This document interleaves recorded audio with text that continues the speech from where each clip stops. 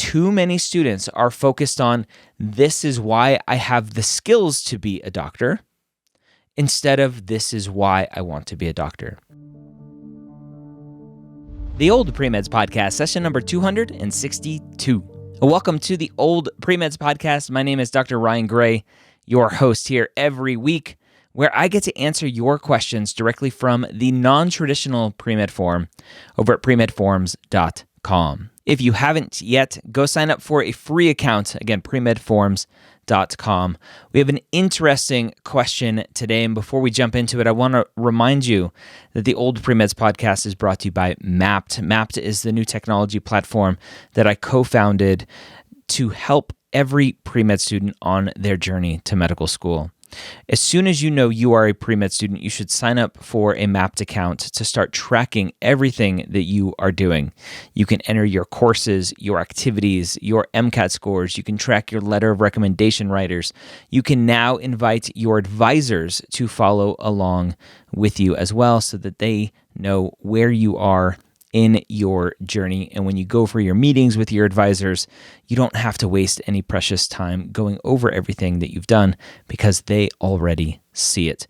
We have much more to come inside of Mappd. Go to mappd.com, that's mappd.com, to sign up for a free 2-week trial today. Today's question is one that I love. It's an interesting question. It's one of those existential type questions. What should I do? Our student asks, should I reapply and give medical school one more try? They say, hi everyone, I'm a non-traditional medical school applicant. I'm 30 years old. I have a BS and MS degree. Both of them are in the biological sciences. My college GPA is 3.2. And I did an SMP after college, a special master's program, after college at an osteopathic medical school and finished with a 3.9. I applied to medical school twice after the SMP and was rejected both times with no interview invites. My MCAT score is a 499. I applied to a mixture of MD, lower tier, and in-state, but most were DO schools. I've gone over my application and targeted my weak spots, low MCAT. My writing wasn't optimal, personal statement, extracurricular activities. I need more clinical hours, volunteering, and shadowing. My weak undergraduate GPA was compensated for by the SMP, and I had a biology class that was a C-, below the prereq cutoff for all schools. But I did a post-bac and earned an A in the lecture and lab, so I feel that I've proven my ability to succeed as a student and am confident that I would excel in medical school. The issue I'm struggling with right now is that I'm dealing with a great deal of trauma. I excelled in my SMP and finished at the top of my class, but it was not without a cost. I was viciously and relentlessly bullied. It was very traumatic and it broke me as a person. This program had a linkage to their medical school, and I know I would have made it in, but I was so traumatized and riddled with PTSD that I didn't apply to their medical program. I'm still afraid to use their resources. I could have done better on the MCAT, but I took it about a month after I was released from the hospital, a side effect of the bullying. I'm conflicted as to whether I should study to take the MCAT again, get more clinical hours, and reapply next year for the third time. I feel like the bullying extinguished the last spark of life I had left in me, and I don't know how to gather the strength to try one more time. But I want this so badly, worked so hard, and can't let go of this dream. All right, well, first things first is I hope you are okay. I hope you are getting the help you need to overcome the trauma that you have experienced, and I'm sorry that has happened to you. Moving on to your question. The last part of the question is where I potentially see that this is something you still want. When you say you want this so badly and you can't let go of this dream, I'll separate those two things from worked so hard. The work so hard doesn't matter. I don't care how much work you put into something. If you decide that this is not what you want, you have to ignore how much work you've already put into it. It's something called the sunk costs fallacy, to where you go, well, I've already done X amount of work, I might as well keep going. As soon as you realize you don't want to keep going, but you decide to keep going because you've already put in so much work, you are setting yourself up for disaster later on. So separate out the I've done so much already, I've worked so hard already. Separate that out from, is this still your dream? If you still want to be a physician, then you should be a physician. You'll have to figure out where you went wrong with your prior applications. A 499 obviously is one of the biggest things potentially that's holding you back. But I would be very interested to see the rest of your application to see where you could improve on your application. When you say you need more clinical experience, my question for you is, why are you not getting clinical experience? Why are you saying one thing, saying, I want this so badly, this is my dream, but then not getting clinical experience to prove to yourself that this is truly what you want and to prove to the medical schools that this is what you want? It's a very common mistake that students make when they're going down this journey and putting together this application. They say one thing, but do another.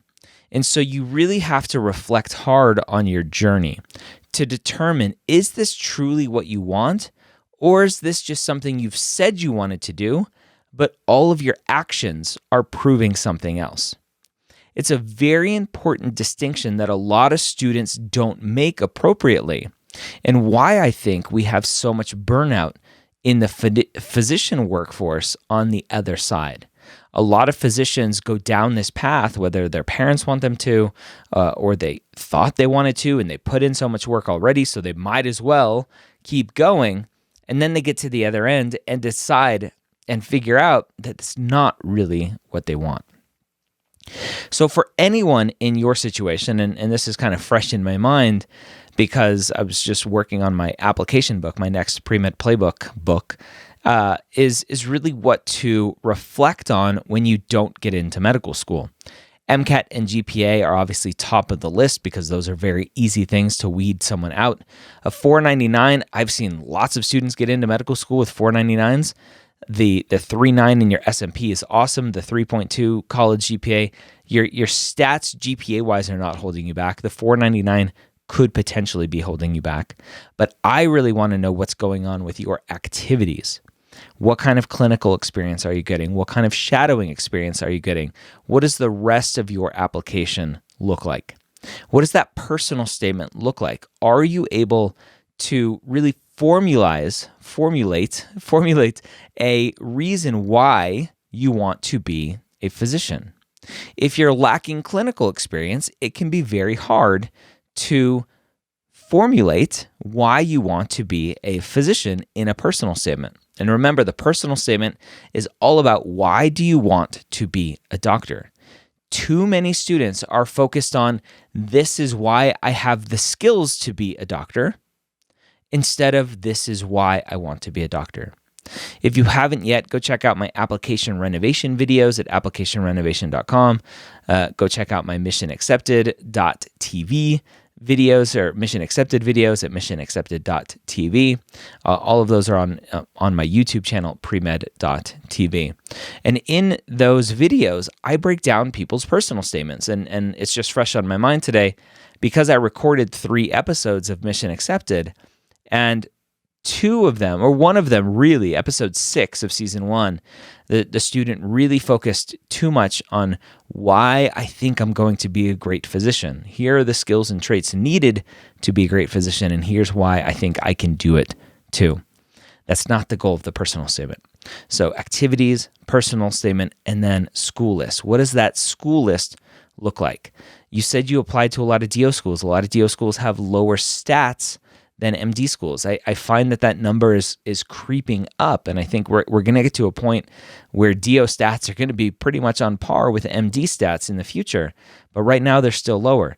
And so 499 for a lot of DO schools is probably acceptable, especially with the 3.9 at an SMP at a DO school. So there's something else missing in this application, and I want to know what it is. Without talking to you, without looking at your application, to answer your question, should I apply one more time, give it one more try, that's on you. You have to do the deep dive, introspection, reflection, and really be self-aware and understand, is this truly what I want? Or am I only trying to do this because I've already put in so much work? If you're only doing it because you've already put in so much work, and so you quote unquote might as well keep going, then you should stop. If you look at your future and you can only see yourself being a physician, taking care of patients, then 1,000% you should reapply and figure out what it is in your application that's missing and try to improve from there. If you don't have access to pre-med advisors, to advisors at your SMP, reach out to other people, the NAAHP, the NAP, the National Association of Advisors of Health Professions. They have advisors. If you go to their website, naahp.org, I believe is their website.